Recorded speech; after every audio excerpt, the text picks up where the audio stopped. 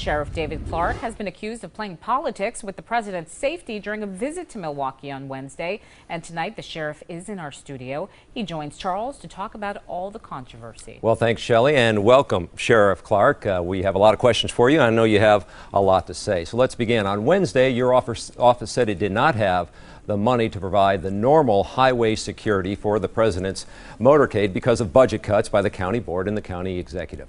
The state patrol had to step in and provide more manpower. So let me ask you, did you live up to your responsibilities as sheriff when it comes to protecting the president?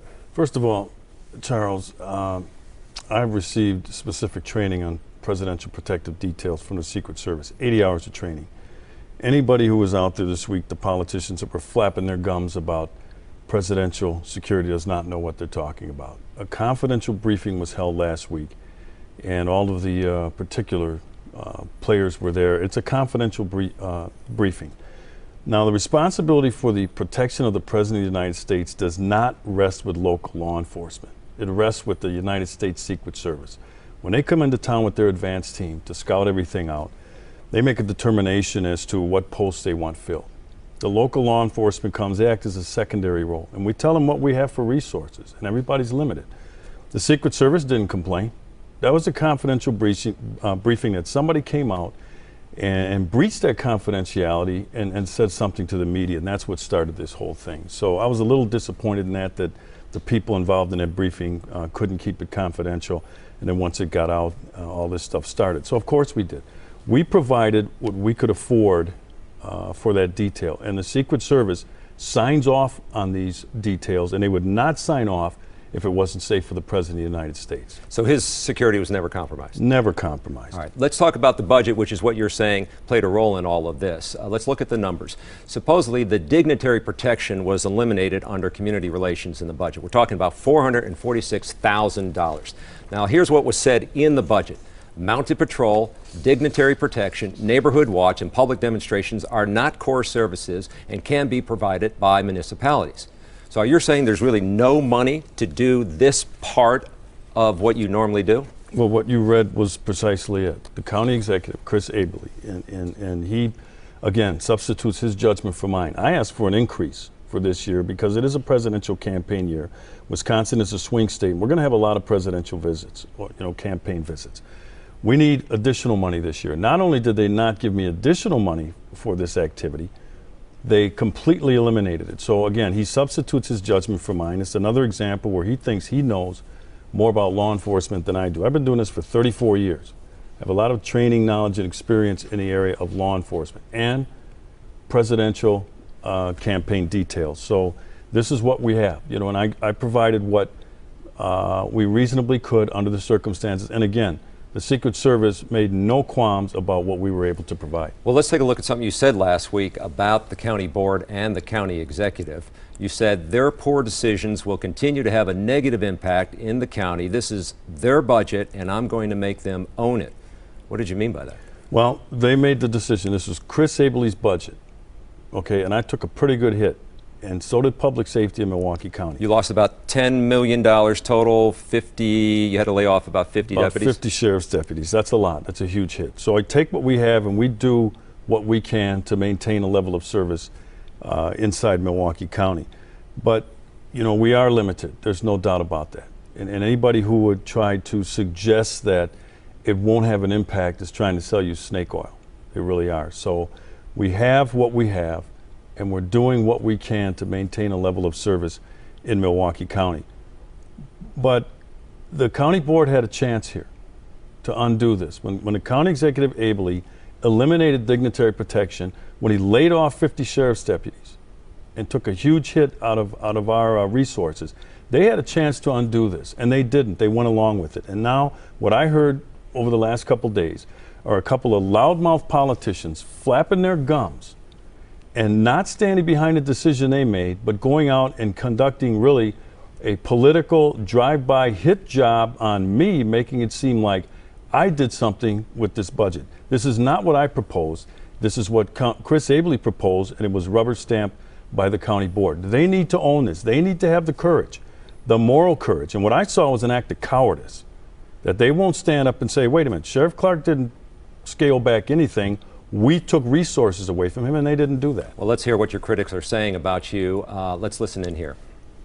You had a job. You didn't do it. I'm telling you to man up. Stop whining about your budget. Be the sheriff. Be the sheriff of Nottingham as you want to be. We have work to do. Most professionals step up. They suck it up. They do what they've been sworn to do, and they provide that services, and they deal with the budgetary items at some point. First of all, Biddle, I don't even know who this guy is. Okay, he's a new supervisor whose record of accomplishment is an empty slate. And when he finally accomplishes something in Milwaukee County government, I might have something to say about him. But as it relates to Willie Hines, and I have a lot of respect for Willie Hines, but Willie Hines went off half-cocked. Okay, he did not have all the information. He did not realize that Chris Abele eliminated dignitary protection.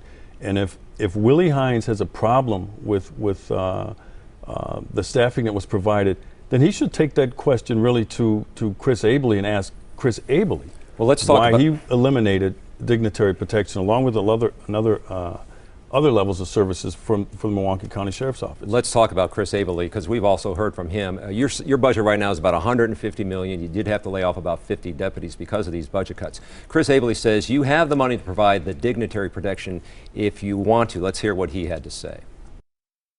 He has the ability to manage his budget as he sees fit. I know that the security deal for the president, every time they do it, as you can see when you look around, is a bunch of different forces, and all of them have dealt with budget issues in the past. So he's saying it's not really a money issue. Well, I don't know how he comes up with that, but if I have the flexibility that he keeps saying, and he keeps parroting that line, if I have that flexibility, why did he take me to court to sue me, to force the layoff of 48 sheriff's deputies, if I have the flexibility, like he says, to do what I want within this budget? Apparently I don't. So that's kind of hypocritical of him to say that I have flexibility, but then he hauls me into court to sue me to implement his layoff of sheriff's deputies. This is going to be a very busy presidential election year. You're asking the county board to restore the funding. They don't seem to be doing this. How are we going to go forward here in this busy year? Look, when the presidential campaign hits Wisconsin and it kicks into full gear, the Secret Service, again, is the lead agency. They'll come into town, they'll have a strategy and ask who can provide what, and those resources will be provided. Now, if they would have asked me, and if they ask me in the future for more, I'm going to accomplish that. But the fact remains that when we went to this briefing last week, we told them we had a limited amount of resources. We didn't say we didn't have any. We had a limited amount. We didn't mention budget cuts. Okay, that was the response that we had to have to the local media. And by the way, the local media didn't really lay out all the facts. The Journal Sentinel, the editorial board, Steve Schultz, the writer of the story, danced all around the issue of the elimination of dignitary protection and basically provided cover for County Executive Chris Abele for his ill-advised decision in a presidential campaign election year to totally eliminate dignitary protection resources. So, you know, I took to the airwaves on Friday, and if people were listening to talk radio on Friday, they got the facts surrounding this thing, and I let people make their own determination as to what happens here. I'm just here to lay out the facts. Was it politics, though? You're playing politics. Well, people can say whatever they want to say. Okay, I don't really get caught up into, you know, too much about labels here and what people are doing there.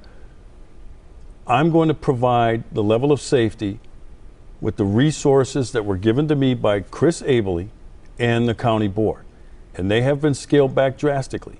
So I'm here just to let people know we can do. And Chris Abele and the county board can do anything they want, but sometimes there are consequences to those decisions. So when you reduce resources and you eliminate resources, it makes it harder to accomplish a certain level of safety that the people of Milwaukee County have come to expect. I know we're running out of time. We appreciate your time. We also point out, though, you did provide SWAT services, K-9 services, some of those other details. It was just in the Highway Patrol, which is where the change was taking place. That's it. Okay. Sheriff Clarke, we appreciate your time. Going to send it over to Michael Fish, going to talk about the weather and some possible